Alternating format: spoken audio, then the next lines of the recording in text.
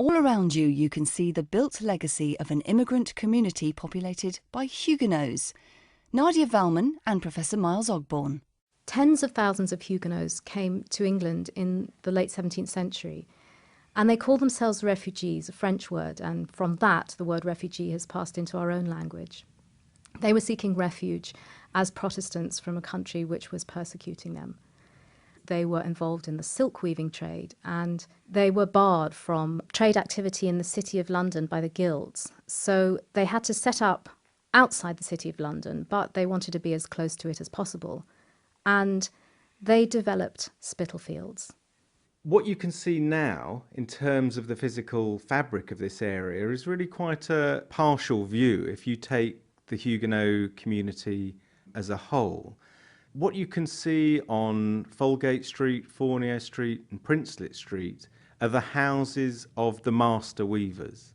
Those who were in control of the trade, they were employing journeyman weavers who would do the physical work at the looms, and they would essentially manage the capital that flowed through the industry, and they would, of course, take most of the profits. And they turned those profits into buildings.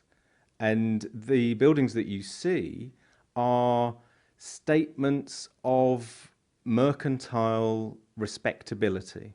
Not for the first time then, an immigrant population had come to London and successfully established itself. But not for long. The silk industry comes under all sorts of pressure. The silk has to be imported from France, and Britain and France are at war periodically right the way through the 18th century and into the 19th century. So there were huge fluctuations in the trade because of that. And then there is the competition from cotton.